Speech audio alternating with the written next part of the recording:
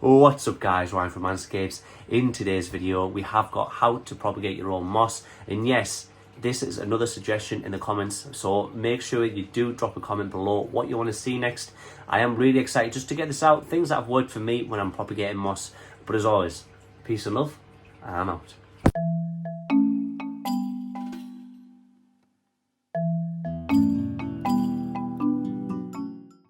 Okay, so the first thing I'd say do when collecting moss is make sure you bring up the roots or the soil that's below, because the soil that it's growing on now is obviously the medium that it's used to, so try and mimic that as much as you can. Take into consideration what soil mix you're using actually caters to this moss or what will grow, and that's the way we're going to do this. We're basically going to use one moss type today.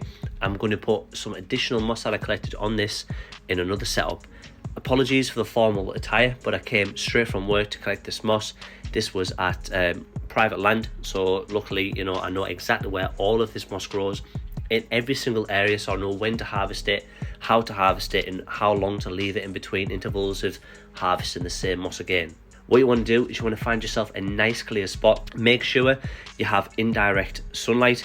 By that, basically, I just mean you can have it indirect sun as long as the sun's not glaring on the actual moss for long periods of time, especially around 1 o'clock in the during the day till about 5 o'clock in the evening. That way, you know, that's when the sun's at its hottest and it is more likely to burn the moss. Hence why, and I just circled it there, I've got those lids up at the side, and I will explain that a little bit later on. This is a tub I've got at the moment. It is going really well. I do keep this very simple because a lot of people try and overcomplicate these types of builds, but this one here, it is a little bit barren at the moment. A lot of things have died off, but a lot have succeeded. At the same time, this is kind of my experiment tub. I use a separate soil mix to everything else here. You can see this middle tub, how good it looked and how lush green everything is going. That's exactly how I'm going to mimic the one on the left, because that one on the left has to be the same as the one in the middle, hence why I'm using the exact same mix. And this here is just exact same ratios of worm castings to cocoa fibre, and that's all that it is. Once it's all mixed up, you can give it a nice watering down, and then make sure you pat it all down, get it nice and compact, and also then just start adding your moss. A few of you are asking how we get moss attached to logs. The best thing to do when you're making these bins, you just literally place your log in, bury around it, so obviously it's popped out, and you just place the moss directly on top of those branches. The other method, which actually works better, but obviously it's a little bit more effort to do, is fishing line. Really thin fishing line. You can physically tie it around, attach it to the branch that way, tie the knot in it, and once it's finally attached, you know, 2-3 months down the line, then you can go back and actually cut that fishing line and just take it off. And I know it's a long time to wait, but believe me, the reward is completely worth it. I don't like to overcomplicate it. I don't add drainage layers, like you typically would in a terrarium or in moss tubs. People have done that method and it works, and I've also tried it myself and it does work.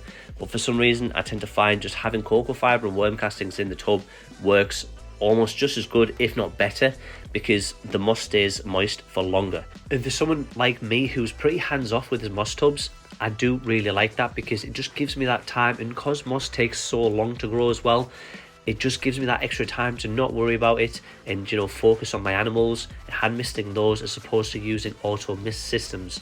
So moss tubs, I do like to make them as effortless as possible. This one's replenished. The Catherine's moss on the left side didn't do great, but this here is how it's looking now. I think it's looking really good. As simple as that. Just make sure you give it a nice watering down. Whenever you're checking on moss, the way I do it is I put my hands on the top like that. If my hands or my fingertips get wet, then I know that the moss tips are wet enough, and that's fine. If I touch down and it feels quite solid, quite dry, then I'll give it a really good watering down to make sure that that water is in the base and keeping that moss hydrated. Cling film, the easiest way you can do it. If you can get a clear lid, perfect.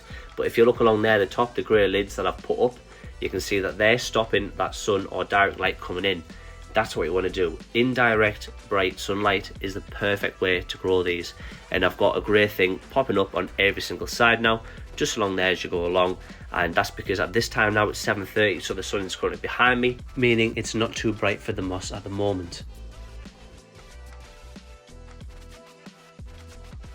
The sun rises that side and sets the other side, so that's exactly what I'm going to be doing, making sure that the bright, long, hot days of the evening sun doesn't glare down and absolutely destroy these, because I have done that in the past. I have made mistakes, and that's what it's about, learning from them and making them better. You can see the condensation spots on these, the humidity. The next day we'll have a little look and you can see that everything is popping off. Even the spots that were drying or brown or dead, they're actually rejuvenated like we said we were going to make them do. After one day you can only see one small spot in the middle there.